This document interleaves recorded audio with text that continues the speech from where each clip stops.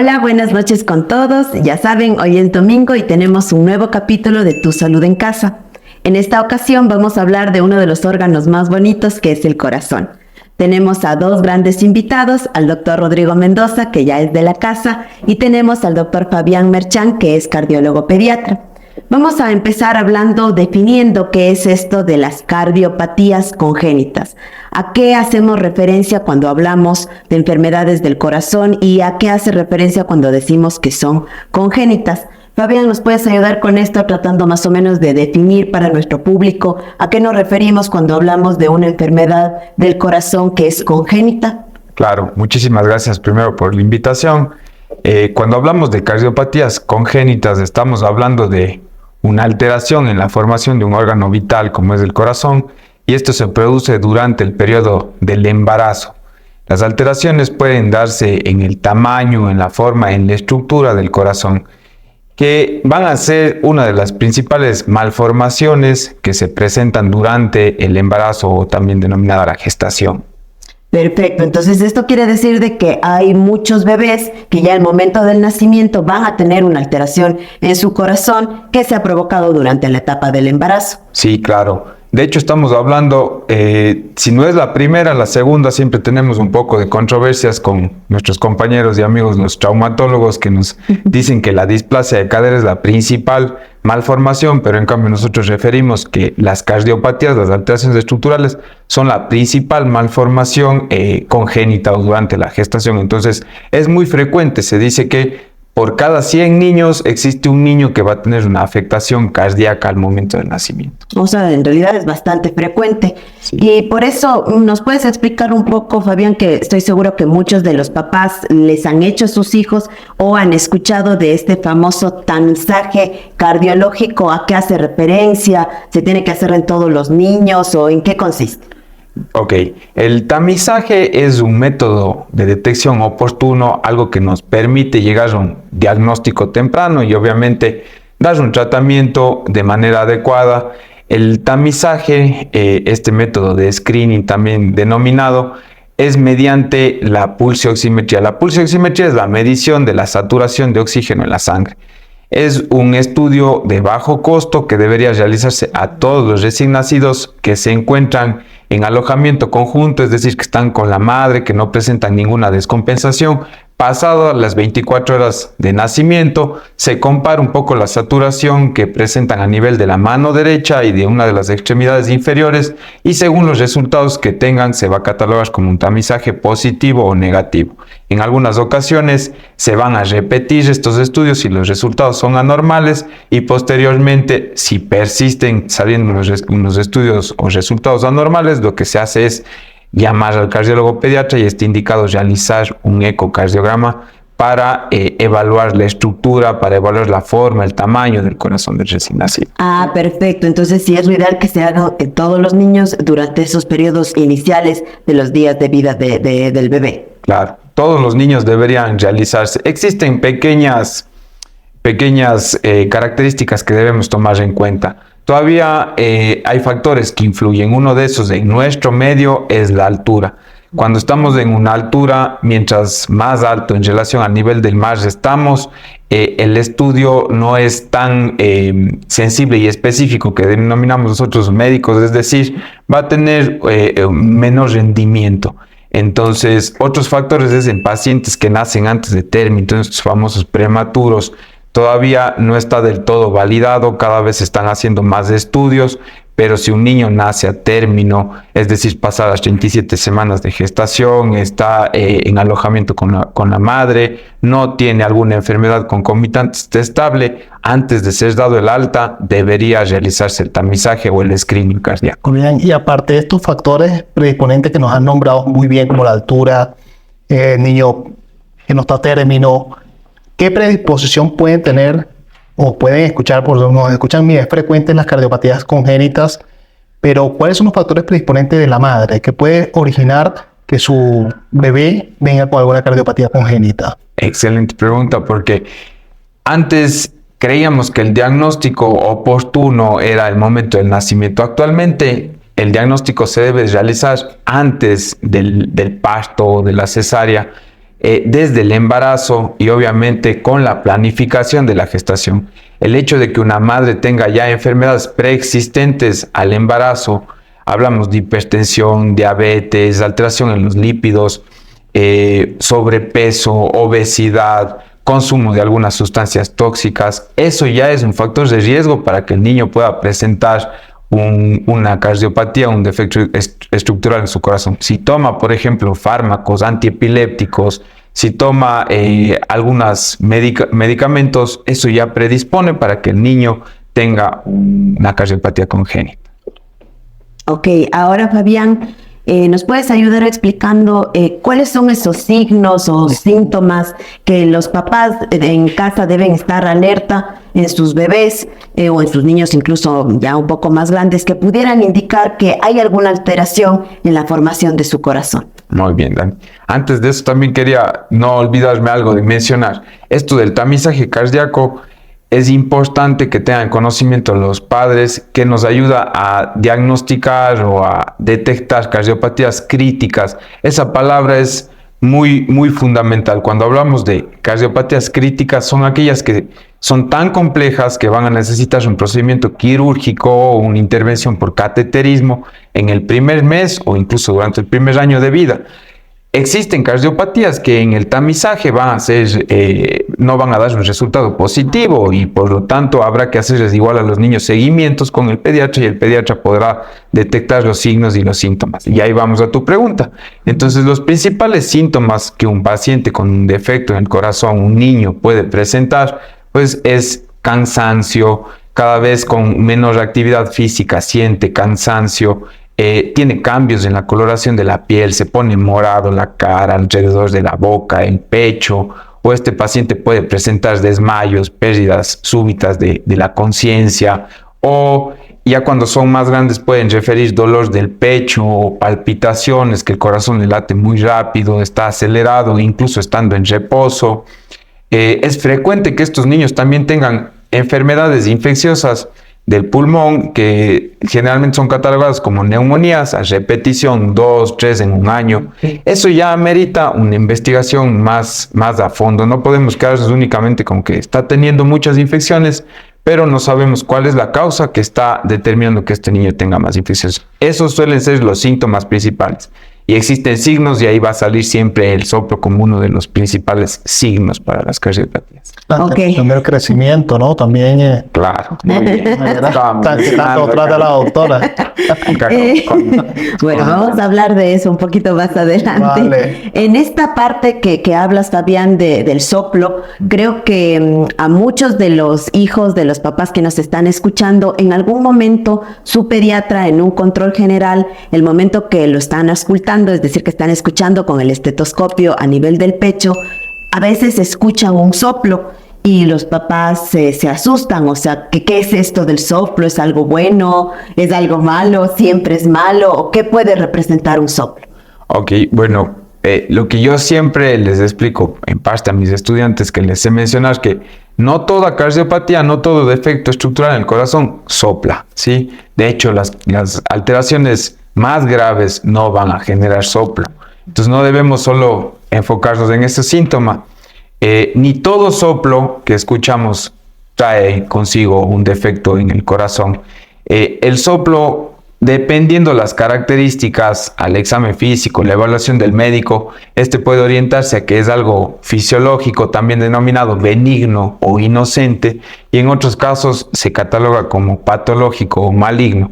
En estos casos malignos, pues sí es necesario que sea evaluado por un cardiólogo pediatra y se realicen estudios para el diagnóstico y para identificar cuál es la alteración que estamos investigando. Ah, perfecto. Entonces, no necesariamente si es que sus hijos tienen un soplo significa que hay un problema en el corazón, pero pues la verdad es de que lo mejor sería una evaluación por el especialista para asegurarnos de que no haya nada ahí en el que pudiera estar indicando un problema a nivel del corazón. Entonces, ya hemos hablado de qué significan las cardiopatías congénitas, pero vamos a pasar ahora a preguntarle al doctor Rodrigo, ¿qué pasa con esos niños que en su momento se les hizo el diagnóstico de una cardiopatía congénita, que sé que hay varios tipos, En su caso, doctor, ve ya pacientes adultos que les han diagnosticado enfermedades del corazón desde la infancia, incluso desde bebés.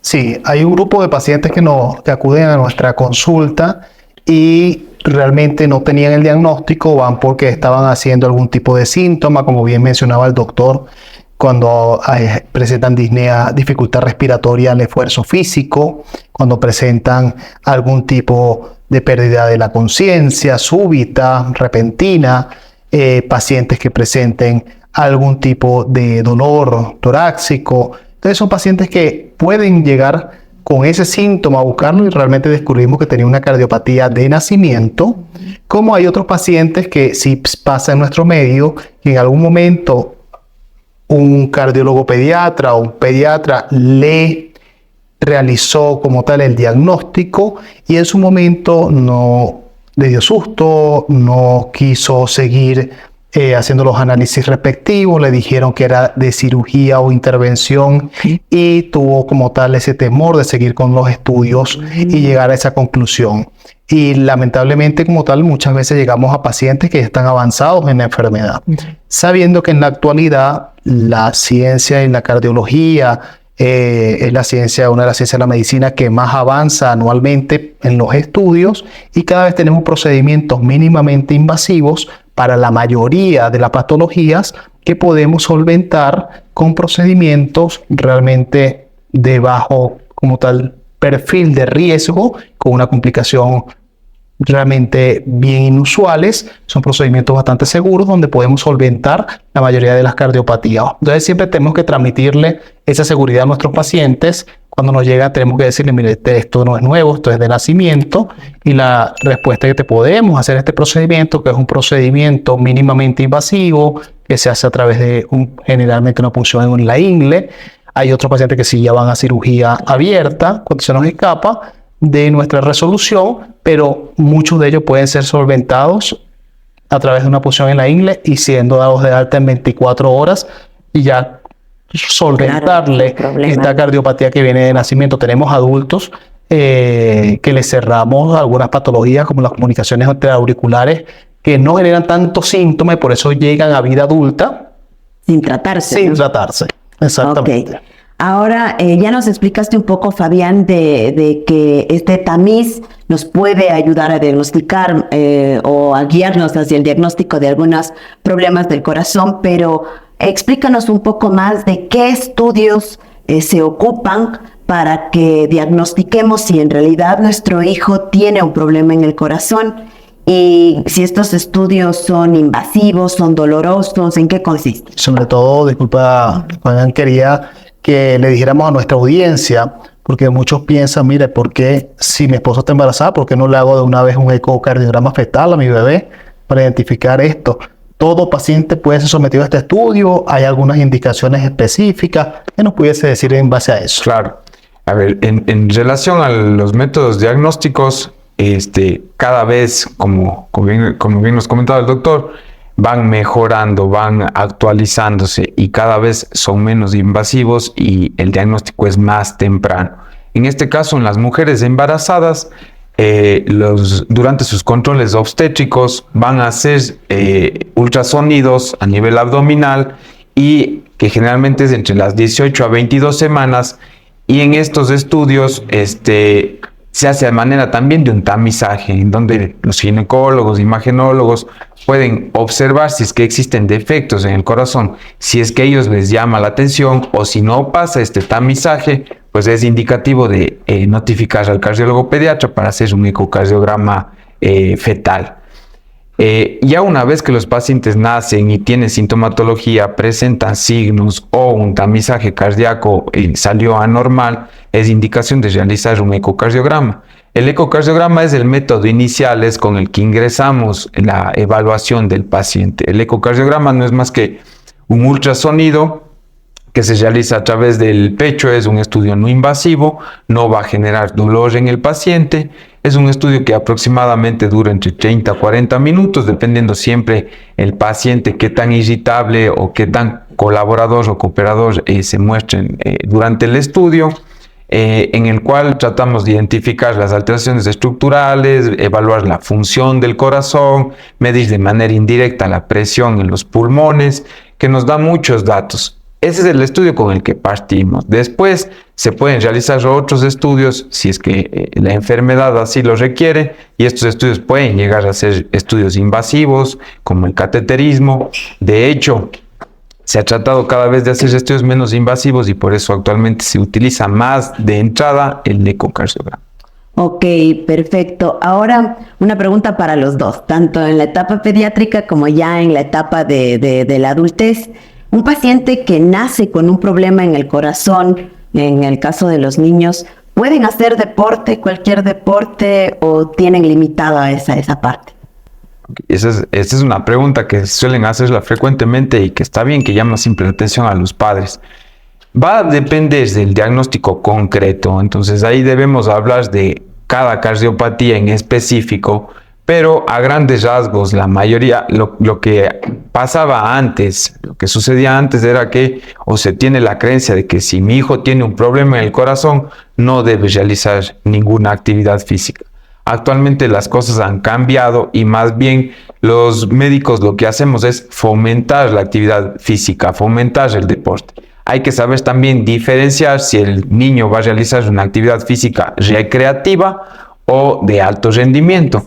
Entonces, son muchas variables las que hay que tomar en consideración, pero por ejemplo, las cardiopatías más frecuentes, hablando de comunicación interauricular, conducto arterioso persistente, comunicación interventricular, tal vez estos nombres suenan un poco raros, pero esas suelen ser las más frecuentes. En estos casos, los pacientes no tienen restricción en la actividad física a menos que la presión en los pulmones sea tan alta que el paciente ya va a presentar sintomatología. Pero otra cosa importante es que si en estos pacientes buscamos alternativas para que hagan actividad física recreativa, no una actividad física con mucha intensidad o que sea muy demandante, pero sí pueden hacer actividad física recreativa, pueden compartir con sus amigos, con sus familiares. Debemos tomar en cuenta no solo el problema que está presentando el niño, sino también tenemos que aliviar su calidad de vida. Perfecto. ¿Y en los adultos? Sí, totalmente direccionado con el doctor.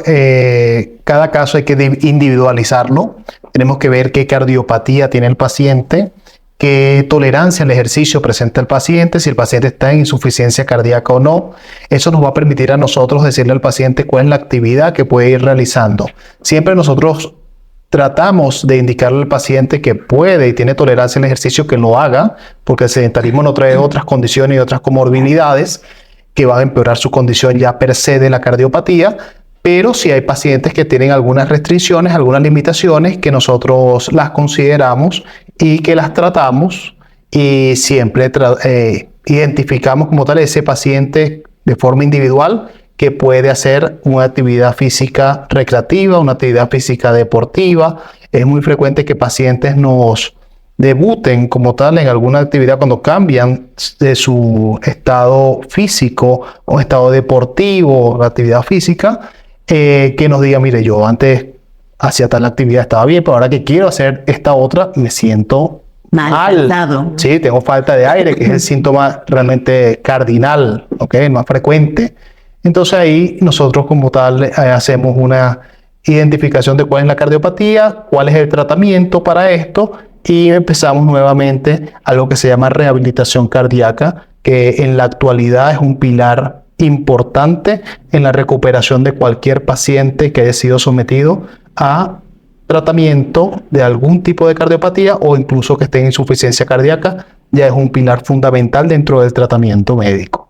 Perfecto. Y aquí mismo, doctor, en esta parte, antes de pasar con Fabián, ¿existe algún tipo de dieta especial que deban llevar los pacientes que tienen estos problemas del corazón? Sí, en las cardiopatías. Nosotros tenemos otras cardiopatías adquiridas donde tenemos realmente sugerencias e indicaciones de alimentación bien específicas. En las cardiopatías congénitas esto realmente no ha ocurrido por algún mal hábito, básicamente ha ocurrido porque, como bien lo dijo el doctor Fabián, fue una malformación intrauterina, y aquí lo que hacemos es que hay algunos pacientes que pueden tener restricciones del consumo de sal, a pacientes que tienen que algunos tener restricciones de la hidratación, de los líquidos que van a consumir, y a partir de acá como tal son los más específicos, ¿no? Obviamente tenemos algunas consideraciones muy puntuales en algunos casos, pero generalmente en la alimentación y en el adulto, realmente en las cardiopatías congénitas, básicamente van limitadas a eso. Ok. ¿Y cómo debería ser el plan de alimentación en los niños que tienen estos problemas? Bueno, también es importante ahí saber a qué alteración nos estamos enfrentando, pero generalmente en los niños su corazón está sometido a un trabajo excesivo cuando tienen una cardiopatía. Ese trabajo excesivo le va a generar un consumo mayor de calorías y el niño puede tener una pérdida de peso o no va a tener una ganancia adecuada de peso. En esos casos, los niños en etapas de lactante, es decir, 2 años, lo que se sugiere es dar dietas que sean en algunas ocasiones hipercalóricas, que tengan mayor aporte de calorías, sobre todo los niños cuando tienen un padecimiento que necesitan ser sometidos a un procedimiento quirúrgico. Siempre un paciente que va a una cirugía que tenga un mayor tamaño y un mayor peso va a tener menos riesgo de complicaciones. Entonces buscamos que ganen peso. En esos casos sí podemos a veces indicar dietas con mayor aporte calórico. Y ya después va a depender mucho también de cada alteración. Por ejemplo, hay niños que necesitan recibir anticoagulación.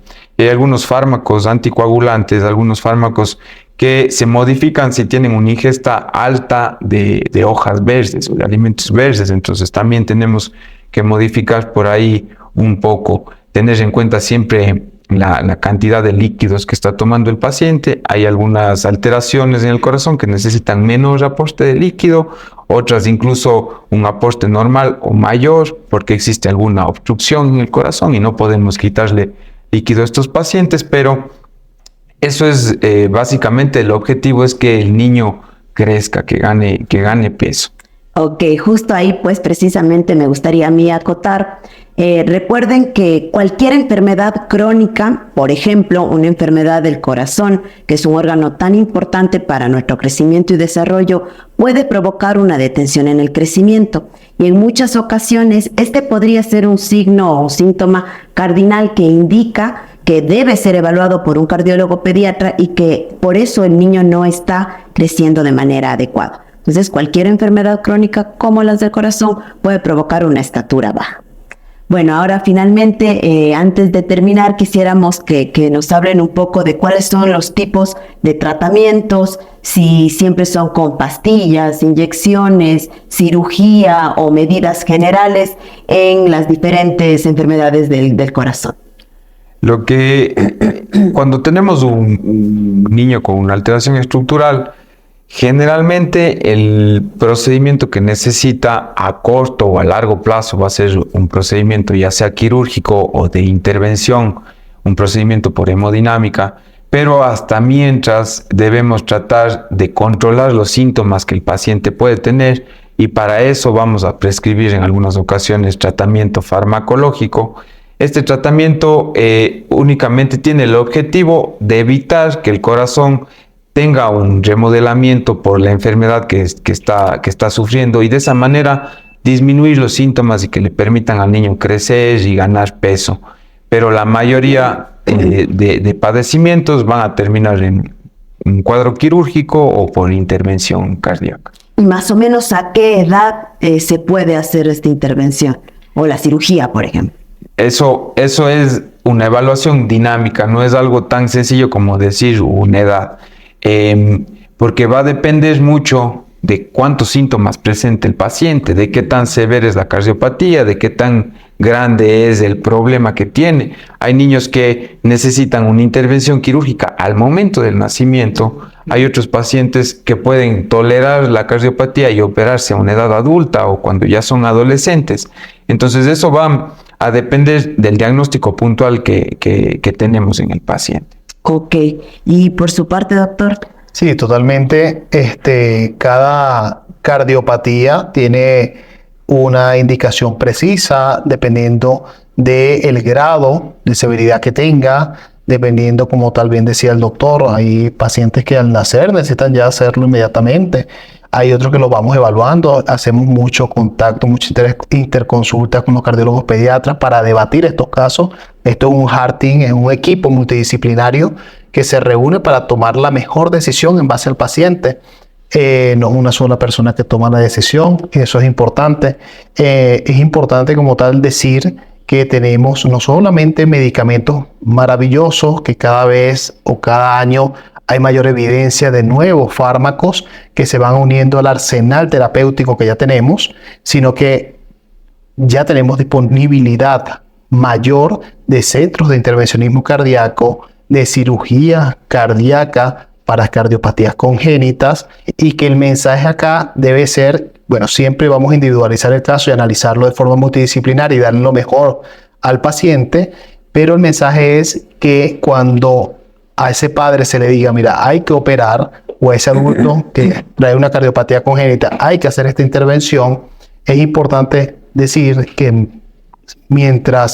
cuando ya se tiene la indicación, el tiempo oportuno quirúrgico es fundamental, porque cuando ya se pasa ese tiempo, hay un desorden, una alteración estructural a nivel cardíaco que va a originar que cuando se opere exista mayor riesgo de complicaciones, o incluso que llegue un momento donde nosotros ya digamos, ya en este punto no se puede operar.